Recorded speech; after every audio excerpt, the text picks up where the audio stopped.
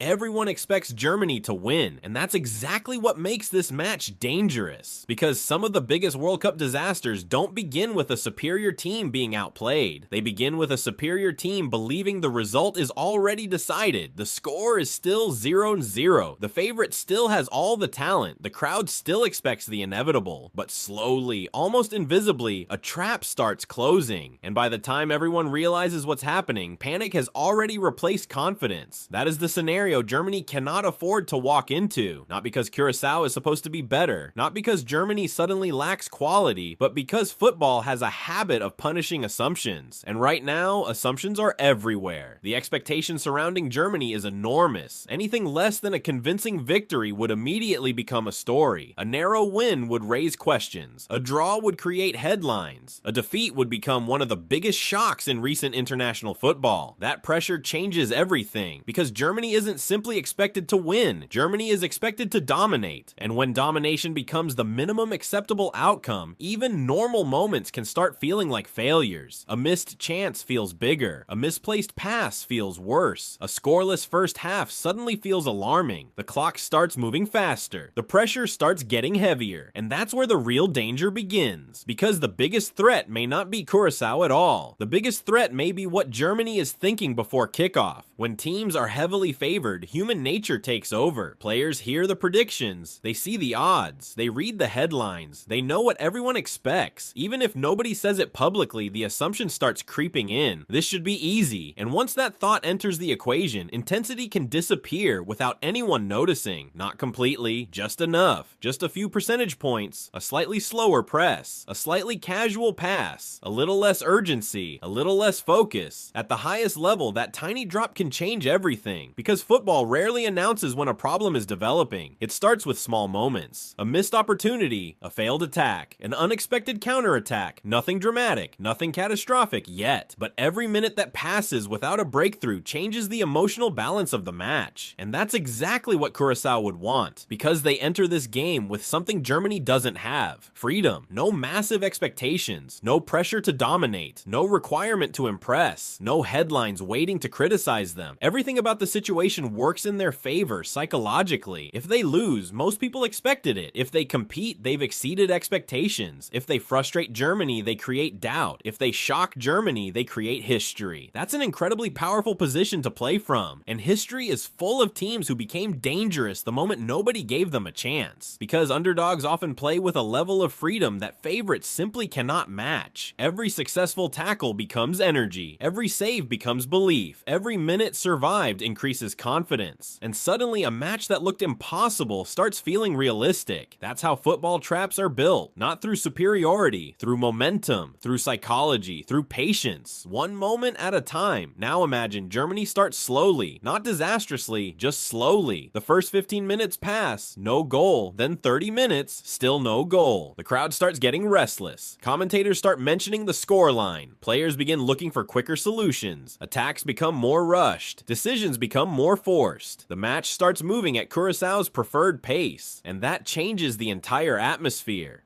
Because pressure behaves differently when expectations are extreme. At 0-0, the underdog feels encouraged. At 0-0, the favorite starts feeling uncomfortable. The same score affects both teams in completely opposite ways. One gains confidence, the other loses it. One feels opportunity, the other feels risk. And that's why these situations can become so dangerous. Every minute increases emotional pressure on the team expected to win, not because they're losing. Because they're not winning, there's a difference. And that difference has destroyed favorites before. The strange thing about football is that superiority on paper doesn't always translate immediately onto the pitch. You can have better players, more experience, more depth, more resources, more quality, and still find yourself trapped inside a difficult game.